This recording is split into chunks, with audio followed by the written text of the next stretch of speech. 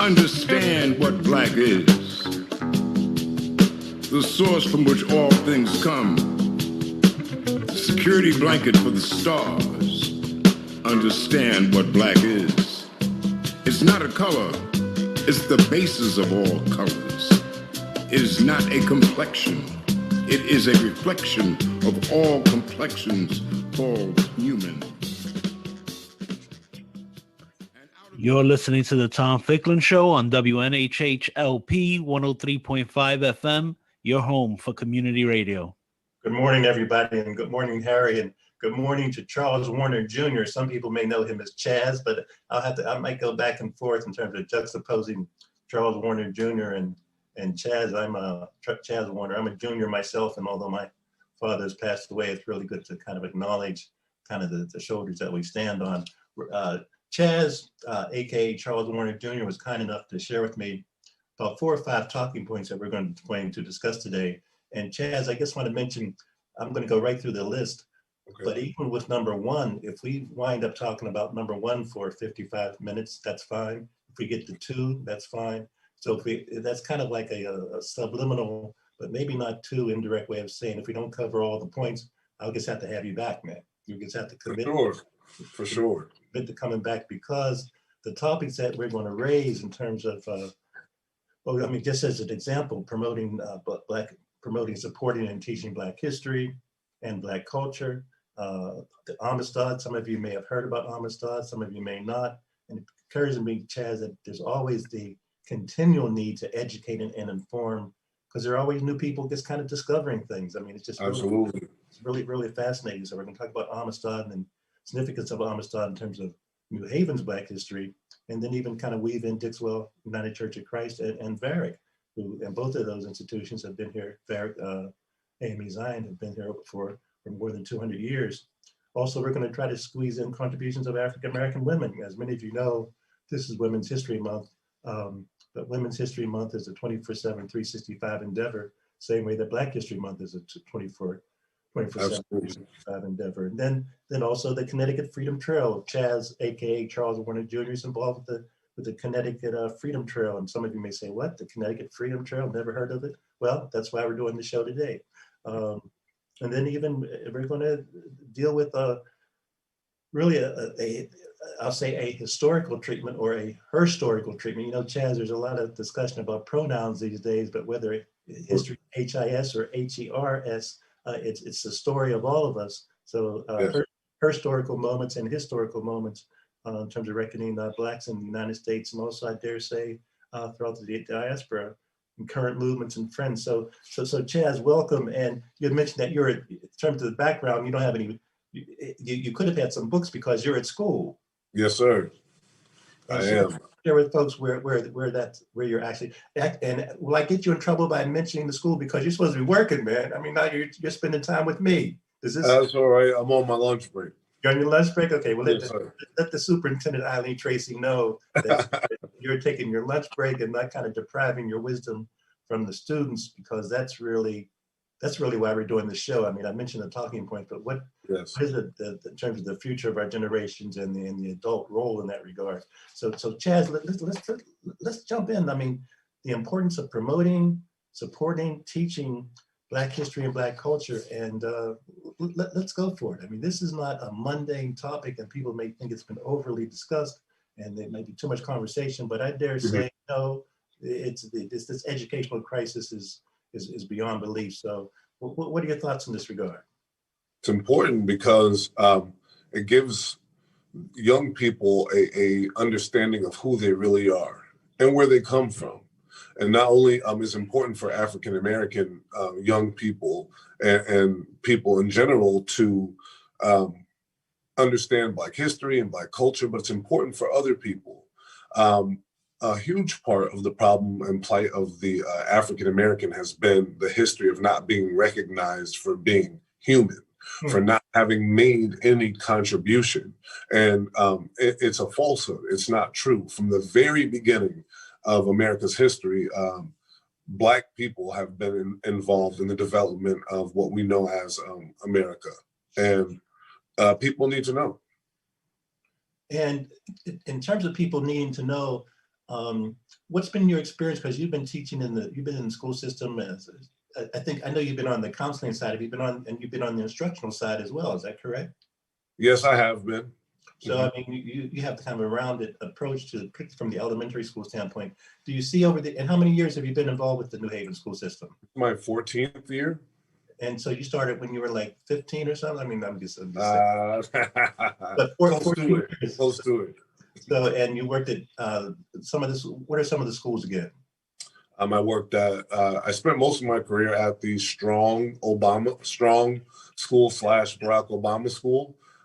And this is my first year at Betsy Ross Arts Magnet School. I was a student here many years ago. So it's nice to be back in a place that helped to contribute and make me who I am.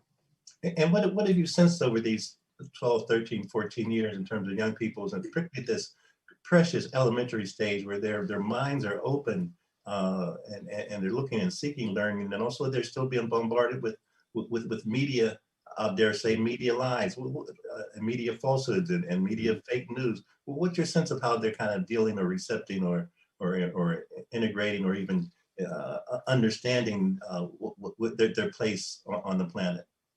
Number one, the kids are bright, eager, absolutely, they're resilient, aware. And so a lot of what the young people get is from whoever they're around, their family members, if they're exposed to organizations or religion. So they're definitely like sponges. They're sucking up that information. Of course, you mentioned media, social media, the news. So when elections take place or big events happen in the world, they always come in, with questions and or comments. But the tell about how they're handling that is what we saw, I guess, in late spring, early summer with the response to the killing of George Floyd, the way young people responded and went to the helm of organizing in protest. And so even like, are you saying that even a third grader or a fourth grader might pose what do they call you in school, Mr. Chaz or Mr. Warner? How do they refer? Mr. Warner. So Mr. Warner, I'm Tom. Mr. Warner, what I saw this on TV about George Floyd. What happened? What do you say to him or her? Well, number one, I would explain the facts because we know what the facts were because we saw the incident. We saw the killing take place. What I would encourage them to do, I would just talk to them, number one, about hate and being a good person, being a fair person, being a just person, and explain that not everyone is like that you will encounter people who mistreat you or don't like you, not because of who you are, but because of what you look like. And the other part of that lesson is how to navigate being in an environment like that. There are all kinds of lessons about just being a good citizen, being a good human out of the George Floyd incident or any kind of other social injustice. Absolutely. So let's jump to Amistad.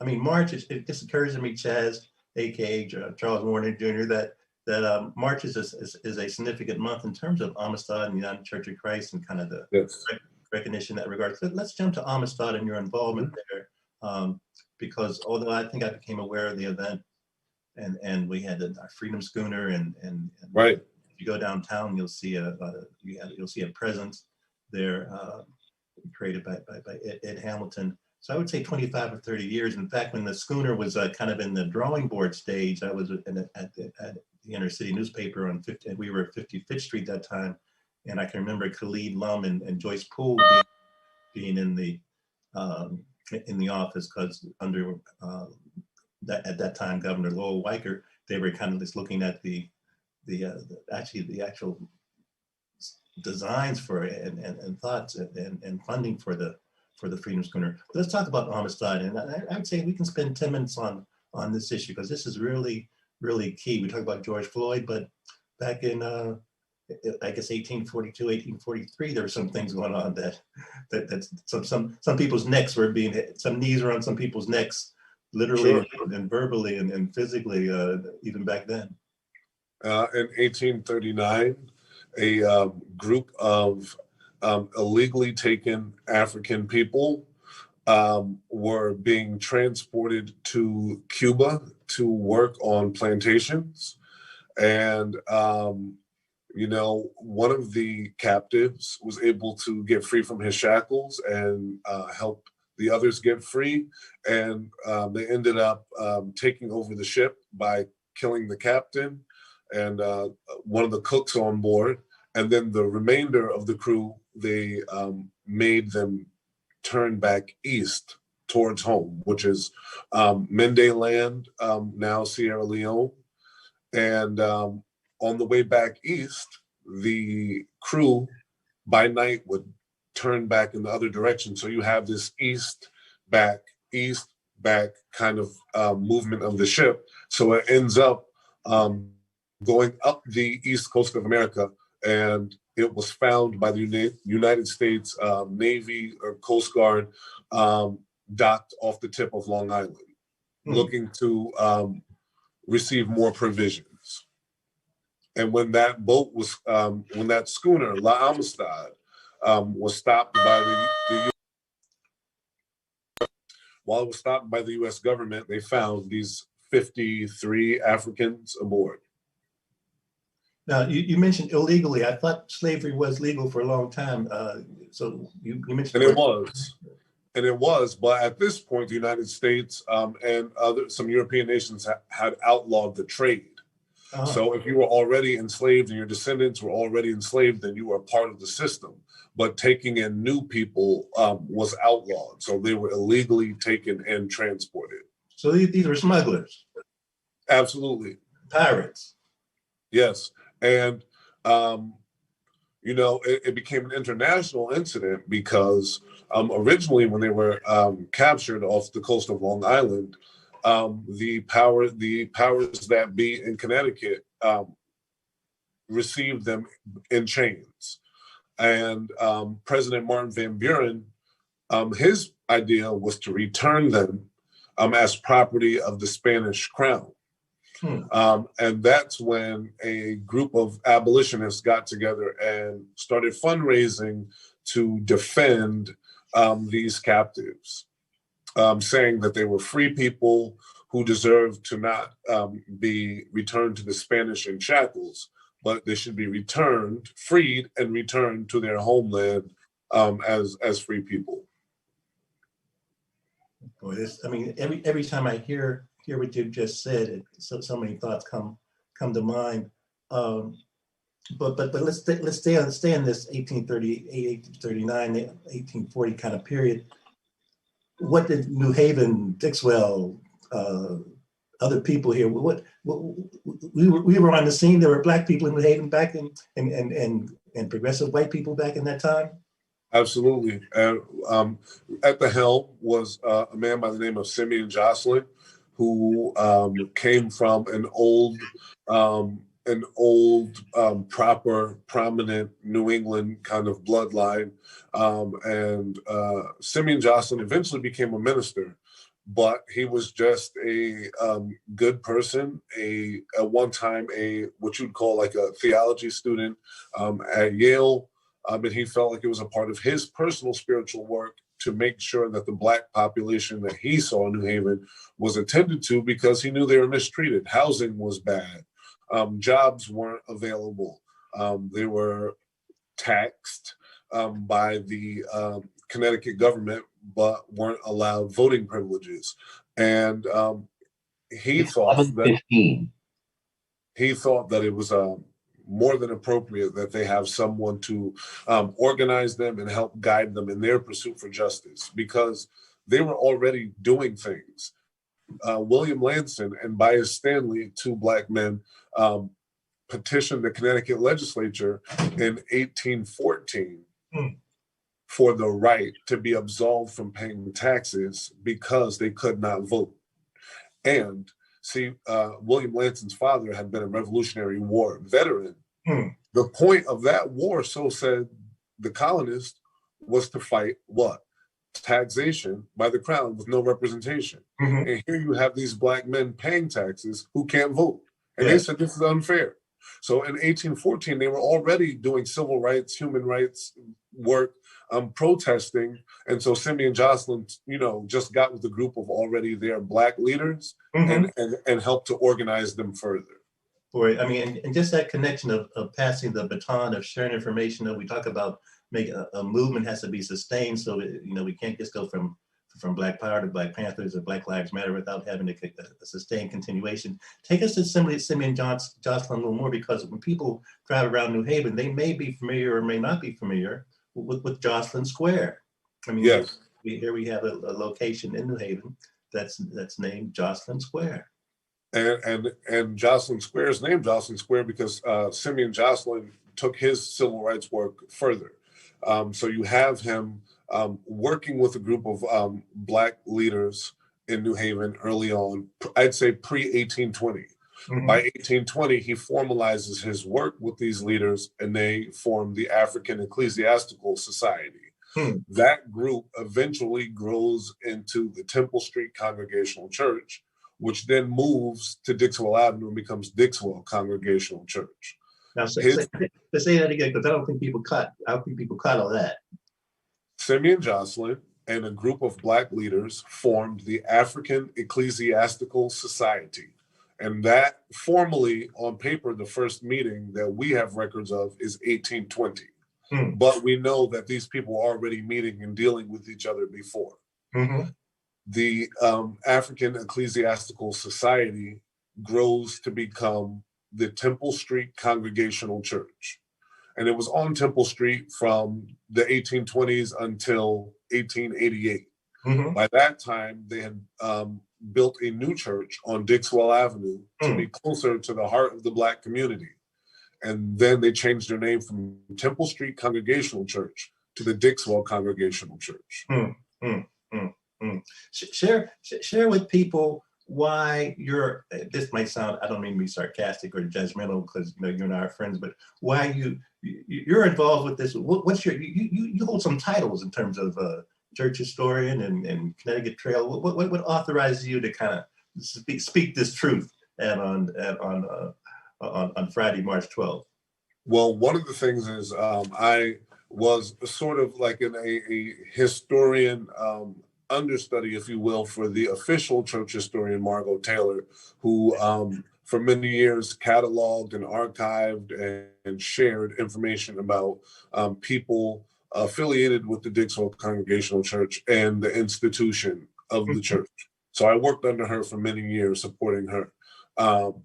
I am currently the new chair of the history committee for Dixwell Congregational Church. But outside of that, I am the chairman of the Connecticut Freedom Trail, and the Connecticut Freedom Trail is a collection of over 150 sites related to the history of abolitionism and slavery in the state of Connecticut.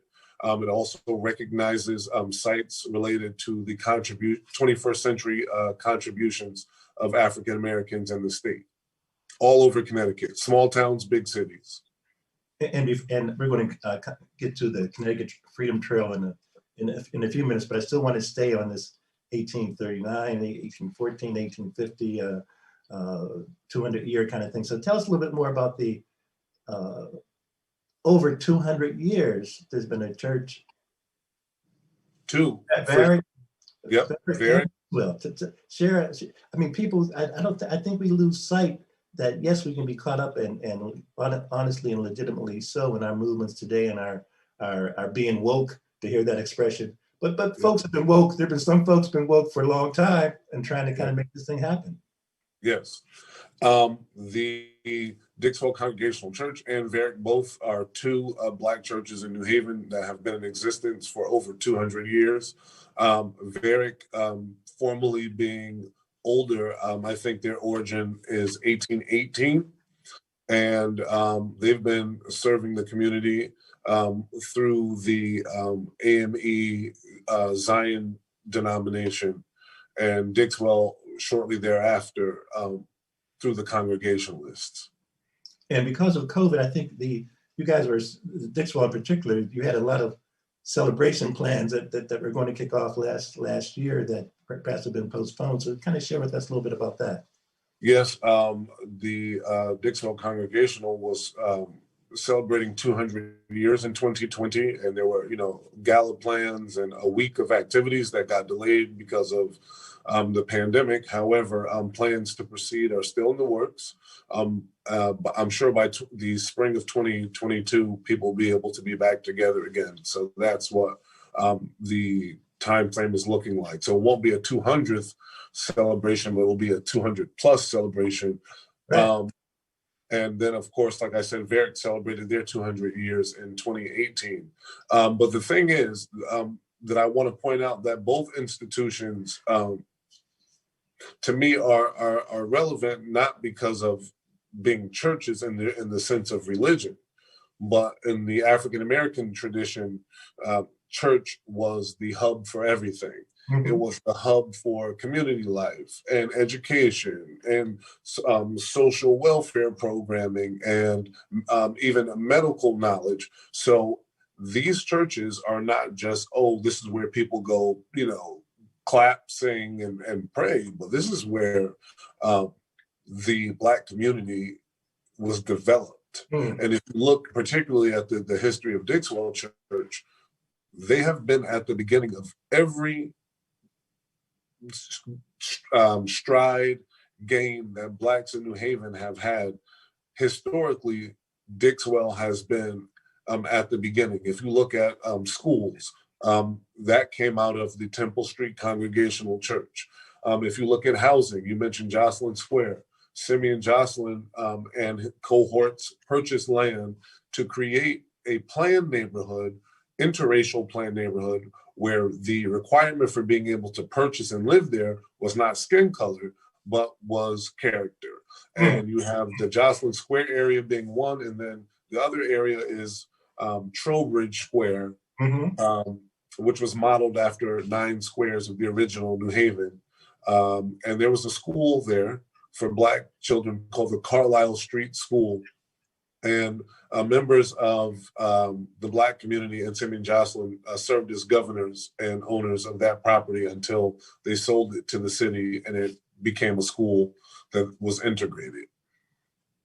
See, this is so fast. I'm a history buff, as you probably know, but sometimes when you get old, it's easy also to be nostalgic and to read about the past. But even I think one of the intentions and goals of this show, and just so pleased to kind of chat with you again, if you're listening, this is the Tom Ficklin Show, and Chaz Warner is with us, aka Charles Warner Jr. And we're talking a lot about us and society, not just from a nostalgia standpoint, but even moving forward. And I'm going to move to that in a second. But Charles, our history for me, and we were just kidding that whether you want to call it HIS story or HER story. It's not just a nostalgic thing. We can use there are guideposts. There's also, in my mind, in terms of the mental health crisis, there's stimulation and catalytic thought when you consider that you're not, that you may feel desperate and depressed at the moment, but other folks have gone through this. That there's and that there's faith that you can kind of call upon to remain stimulated. Let's jump for a second before we go to the Connecticut Trail. I was so pleased that you mentioned one of the things you wanted to discuss was contributions of African American women. Again, this is Women's History Month, and again, but nonetheless, Women's History Month is a 24/7, 365 endeavor. But let's share a little bit. Let's give some props and shout outs to the mothers. You wouldn't be here. I wouldn't be here if it wasn't for mothers. In fact, Charles, I'm going to put you on the spot, Charles Warner Jr. In talking about women. Let's lift up. I want to take a pause and give you a chance to kind of compose yourself. Let's lift up your mother's name for a minute and start off with some of her accomplishments. And I don't ask you to do this from an ego standpoint, but in terms of New Haven history, there's no question that I think Lily Warner, right? I mean, is part of New Haven's women's history. So let's share a little bit about her, and then let's talk about in general some of the contributions of African American women here. Sure. I mean, you mentioned motherhood. That's the seed right there. We wouldn't be here without women. And so whatever happens, whatever strides, gains, development we have is nurtured. And honestly, to me, led by women, whether it's given credit that way or not. The women are the driving wheel. If you look at the African American church, women drive that wheel. If you look at voting, women drive that wheel. If you look at education, women steer that wheel. And so we have to give credit. You can't give credit to anything, any history without mentioning women. But it comes for me personally through having a mom who wanted to make contributions. And that was a learned thing from the women that she grew up around. My mom's name is Regina Lily Warner. My mom was an educator for many years in Connecticut, an arts advocate, which she often gets credit for. But I think what is larger than that is the fact that she cared about the community. And she knew that if you take care of children, that you can take care of the future. And that's what my mom was really into. I also credit her with being a great collaborator, a good friend, and a person who believed in organizing and working with women in particular. And so through that, I met so many amazing women who have contributed to history in the nation, but in New Haven in particular. And that brings me to people like Tony Hart, who, you can, if you want to, for political reasons, try to overlook her contributions, but you can't. Being the first female mayor of the city of New Haven, all her time at the State House, being a dynamic mother. And you can look at her children and see the greatness that Tony had inside. Look at the fact that she was also trained in, I think, architecture, I believe. Yeah.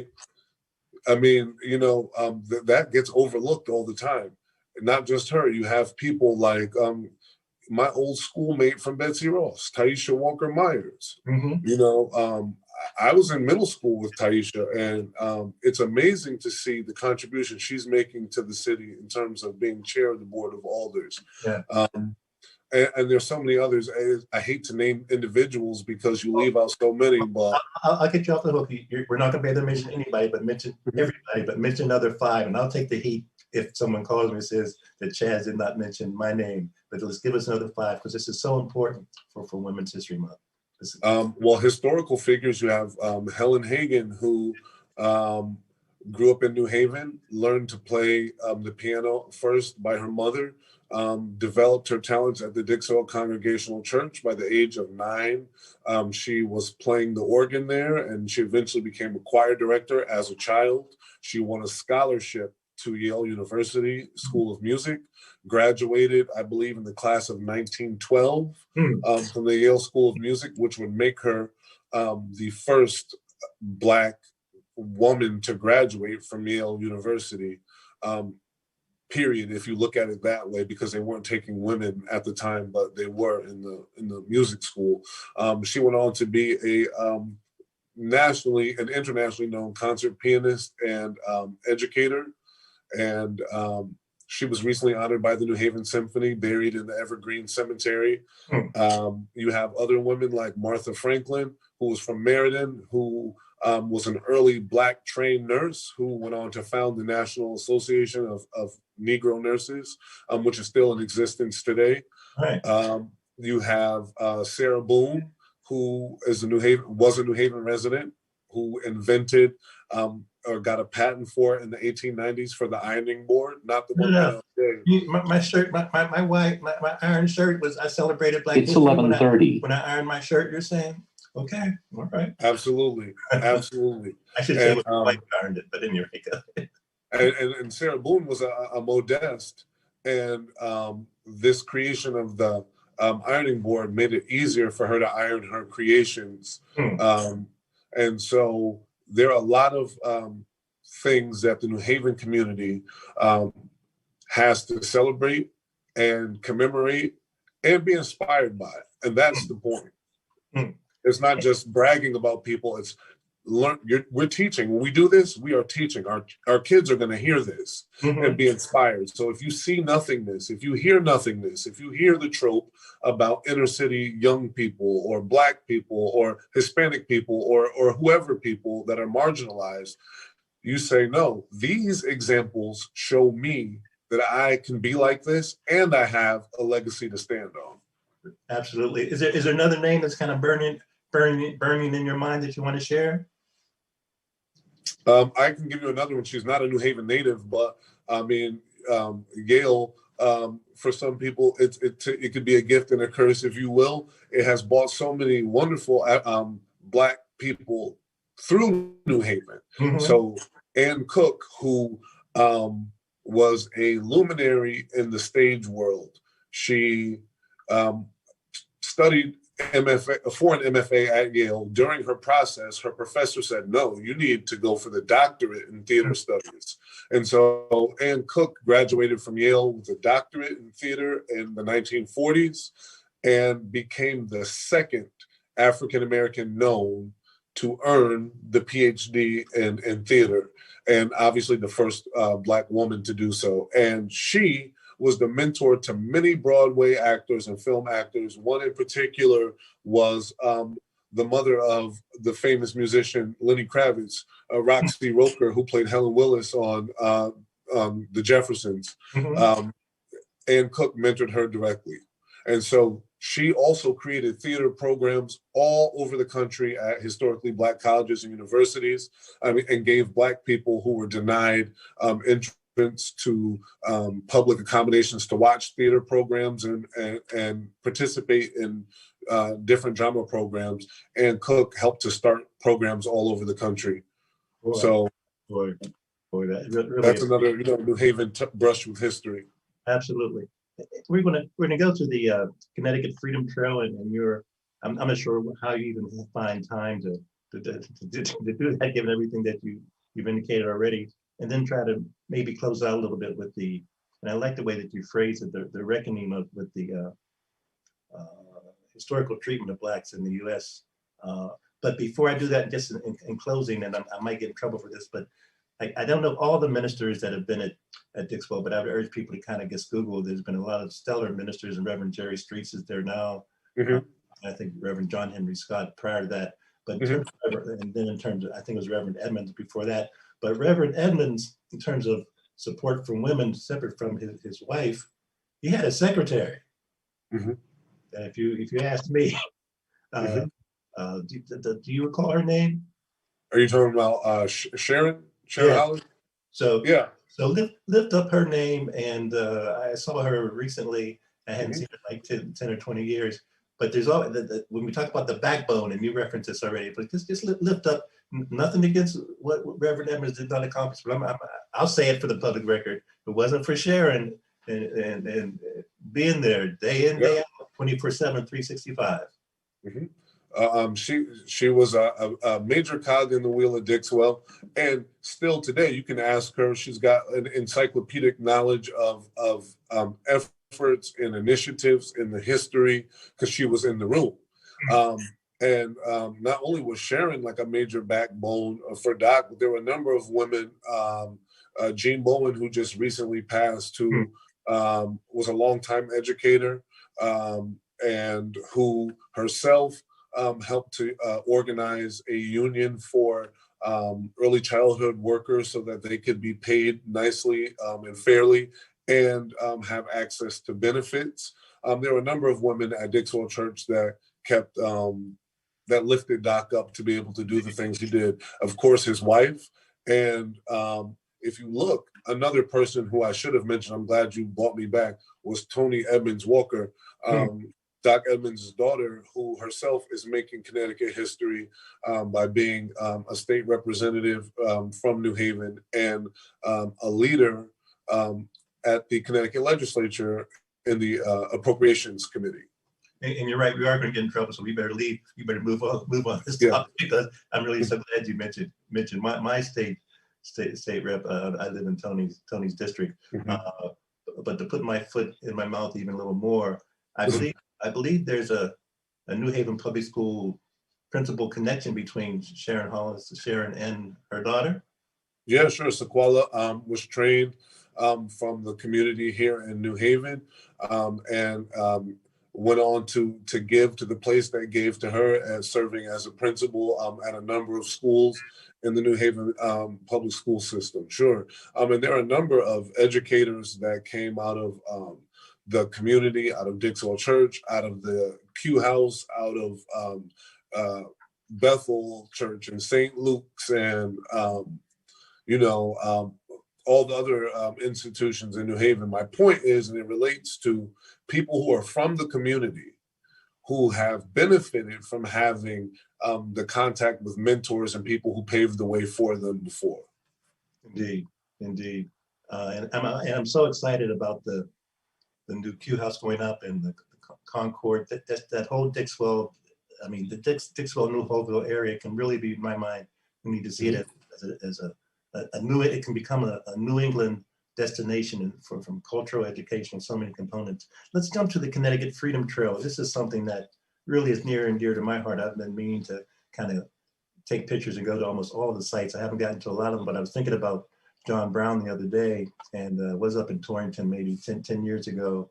And there's a famous picture, by the way, in terms of John Brown, that was the daguerreotype that was before we called them pictures, taken like around 1848 by a Black photographer by the name of Augustus Washington, who was really kind of a pole star for me. But let's talk about the Connecticut Freedom Trail and how you have been able to even find time to hold a position on the board and to be kind of a leader in terms of its destiny and future and promulgation. Well, that came through the Amistad Committee in New Haven, which I'm a member of. Al Martyr has to be mentioned, because when I think of Simeon Jocelyn, I think of Al Martyr, because he's kind of like, to me, a modern Simeon Jocelyn, in that, he's a white gentleman who's almost 100 years old, but sees no barrier, race, creed, color, age. He still has his mind on speaking up for human rights and developing future leaders to do the same. But Al was one of the founders of the Amistad Committee to celebrate this Amistad incident that we talked about earlier. He and a bunch of ministers, Doc Edmonds included, Reverend Ives, Sam Sly, got together and formed the Amistad Committee. And since that time, 32, 33 years ago, the committee has still functioned. And the committee shares information, obviously, about the Amistad incident, but really what we do is use history as a backdrop to take a look at the present and plan and forecast for the future. And the Amistad Committee was doing that in New Haven, and then it caught on in the rest of the state, and Al organized the rest of the state of Connecticut to do the same kind of thing we're doing here. And Tony Harp introduced a bill to the Connecticut legislature to create the Connecticut Freedom Trail. And that's how the trail got formally founded, through Al and through Tony Harp. So folks can go online and see the sites. I mean, tell us a little bit more. I mean, we have over 150 sites related to Black history, slavery and abolitionism.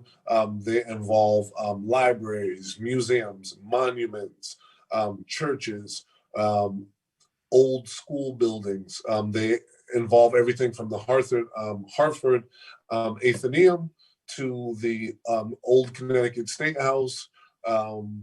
You have the old Newgate Prison. You have Dixwell Congregational Church, Varick Church. You have the Connecticut 29th Colored Infantry Unit monument at Criscola Park in New Haven. You have the old Gulf Street School, which was also the Masonic Lodge on Gulf and Sperry Street in New Haven.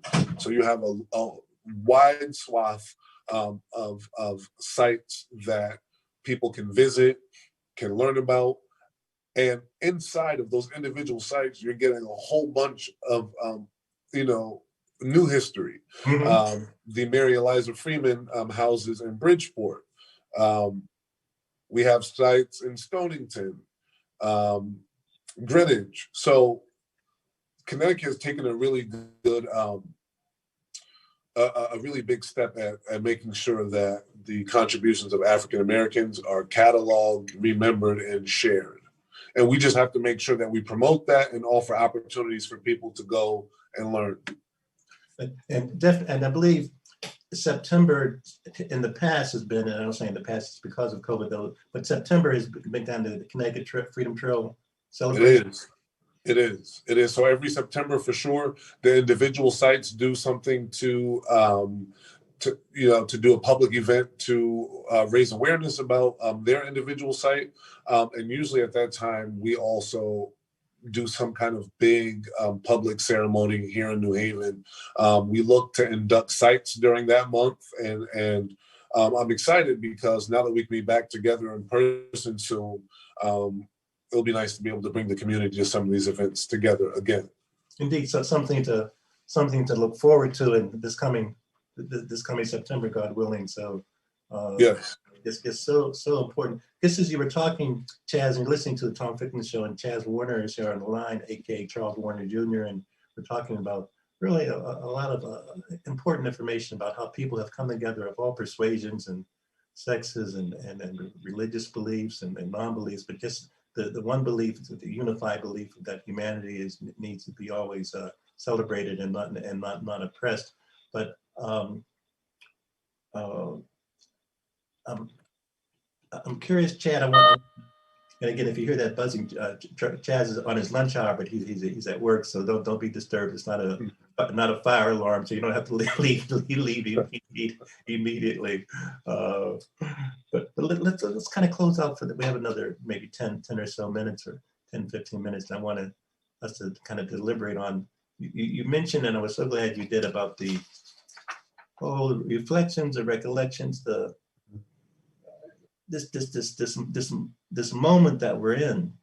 I used to think that after the inauguration that we no longer would have to deal with some of the neo-Confederates, but it's clear with the recent passage of the American Rescue Act and how many Republicans did not support it, that this Civil War Part 20, however you want to define it, is still kind of underway. But let's just kind of, I'm interested in your thoughts in this regard in terms of this historical moment. And as MLK Jr. has said, where do we go from here? Connecticut has taken Connecticut has taken a leadership role in the nation by having our legislature create a law mandating that African American and Latino studies be included in the history curriculums for school students. And that's huge, because what it says is, we know. Let's hit that pause button. I mean, weren't there history teachers, or you're saying it was optional? I mean, just clarify the magnitude and the impact of this. I thought I have a few people that taught history before, so I'm curious. Just share with people why this has such of the magnitude of it. Because depending on the curriculum, you can outright deny historical fact. You can, depending on your textbooks that you were using, you can share and spread untruths. You can make it optional, sort of present history in a way like you can believe it or not, which makes it, again, seem like it's not accurate and or true.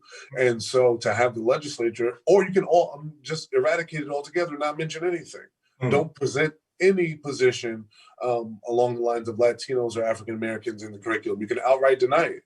So for the legislature to make it a law, that's not possible. It's saying, one, we recognize that there was an absence of that, and two, we are looking to rectify it. And so there are opportunities for organizations and institutions to partner with public school systems to help write curriculum or supplement curriculum that's already there by saying, great, you're studying slavery, come to the Eli Whitney Museum, come to the New Haven Museum, or come to the replica of the Amistad ship down at Long Wharf or at Mystic. So Connecticut has done a great thing by addressing it formally that way.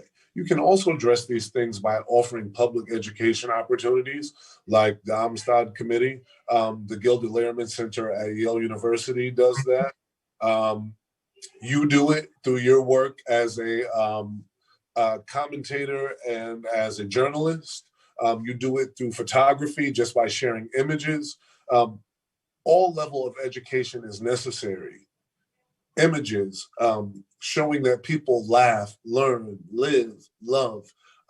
It humanizes people who, like I said, have been treated like they weren't humans.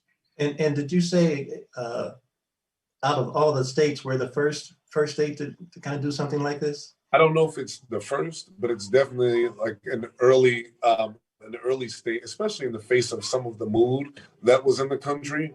Mm-hmm. It's easy to be swayed by what you're talking about, political pressure to be, to deny, to separate, to marginalize. But Connecticut, in the face of, at one time, great national pressure, was intrepid, and we pushed through and did something groundbreaking. Mm-hmm. Mm-hmm. As we kind of conclude, let's go back to, I think folks forget that there were actually, maybe forget or not, maybe just weren't aware, never were educated, as you mentioned, that there were enslaved people here in Connecticut. Yes, absolutely. From the Amistad incident there. But even well before that, and you'd be surprised the number of ministers that had slaves. And I'm not saying they had large plantations, but they definitely owned humans, mm-hmm. and freed them or not freed them. Mm-hmm. And we focus on Southern slavery because you get the picture of larger plantation, larger groups of slaves, harsher treatment. But I mean, Black people, slave and free, were not necessarily treated properly here in New England either. So it wasn't sort of like, look at the South. It was like, no, let's take a look and focus on ourselves. That's right.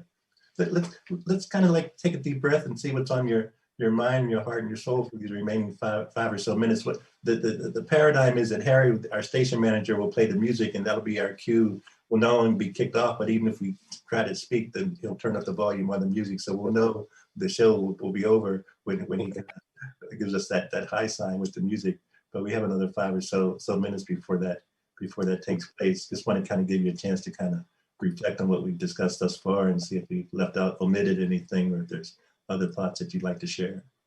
Nope. I would like to say that I'm actually fortunate to be raised in New Haven, in the New Haven community. I'm a proud graduate of the New Haven Public Schools. It prepared me very well for what I got into after that, going on to Morehouse College and a number of great experiences there. I would say that people need to recognize that where we are is a great place if you access the resources.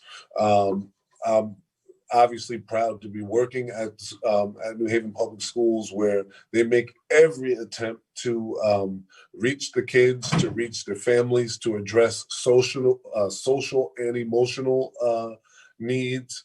And New Haven as a city and Connecticut as a state is not shying away from any of the tough talk around race and injustice and inequality, but instead is taking a step to address those things. But it's not all on government to do.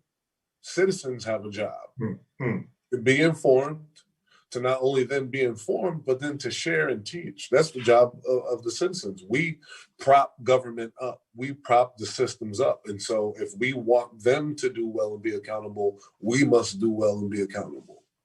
Indeed. And just as you were talking there, Chaz, it reminded your father flashed in my mind, Charles Warner Sr., who, along with your mother, Charles, was 40 years. How many years was he a part of the school system? I think close, about 40 years. 39. My mom about 38, 39 years, and that was in Bridgeport and New Haven, both of them.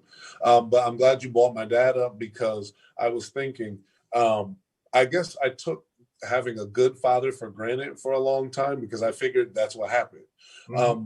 But I realized the benefit of having a direct mentorship, even if it's not like, hey, this is how you do this, just him being there, just watching, just going to his office and listening to him share stories, all of that influenced me in a huge way. And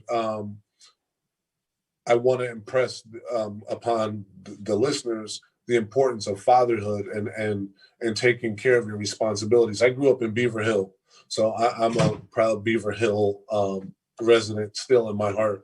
And in my neighborhood, there were fathers, many fathers. I can name them off the top of my head. I mean, good fathers, and I wouldn't name them if I didn't feel this strongly about the kind of influences that fatherhood has. People like Norman Davis and Vernon Simpson and Walter Esdale and Clifton Graves, Jr. and Sr., Howard Scipio, Doc Edmonds, both who lived on my block, and all over the neighborhood. Good. Ted Hogan also. Yeah, Ted Hogan right at the corner, absolutely. Just good men who influenced their families properly and shared themselves with the community and made a difference in our community. So that's the who I am and the way I do things is because those are the kind of Black men I know. Those are the kind of citizens that I know. People who were, who had fidelity to their families and to the greater community. And just as we wind down, and I love the word fidelity, because I want people to know and share it just for our remaining few minutes. We were talking about the effect, the mental health effect, and just the emotional effect on young people during this pandemic. And you're right up in the mix in that. I mean, share with. I was kind of joking with you that although you're weren't in the classroom pretty much recently, the need to still keep connected with particularly that young 6-year-old and 9-year-old population is so key. Talk a little bit about that. Well, originally when the pandemic started, my role shifted immediately to checking in with my students who I would normally check in with in person, sort of like my caseload. But then it kind of evolved into just checking in with families in general, making sure that the kids were supported in their academics remotely. But then we were dealing with real issues of the pandemic, people being sick, people's family members passing away, parents losing jobs. And because you've lost your job, now you're displaced. It's hard to support your children and impact education when you're wondering where your next meal is coming from or where you're going to live. And so I was blessed to be able to do the things I love, relate to people, and work with young people still during this pandemic by connecting with families and being a conduit for information and support between the school and whatever help families needed. And I have to tell you that to me, I'm amazed, and it's easy to be a naysayer, but I'm amazed at how fast the school system turned around and supported these kids, giving out devices. I mean, giving out iPads, Chromebooks, hotspots so that people had internet access, hopped into Zoom programming for families, still meeting. In the face of a pandemic that had never had, like none of us had experienced anything like that before, I don't feel like we missed a beat. And still we use time to refine the process and do more and connect more. They just had a whole day of healing and that was devoted to social emotional awareness and development. And it was a day of workshops with supporters from Yale and Clifford Beers, and it was amazing. And so I'm lucky to be able to still connect with families and support kids, even here. And that's going to, not to put words in your mouth and Harry, music in like 10 seconds or so, but that's going to continue. I mean, even I would say even this summer and obviously in the new academic year. Absolutely. I think it's going to give us an advantage because now we're going to be able to have the in-person and still the benefit of all the novel things that we learned through remote. So to me, it's an enhancement. Excellent. That's it, man. I think we're good. We're good. Thank you so much. Thank you. See you later, man. All right. Take care, everybody.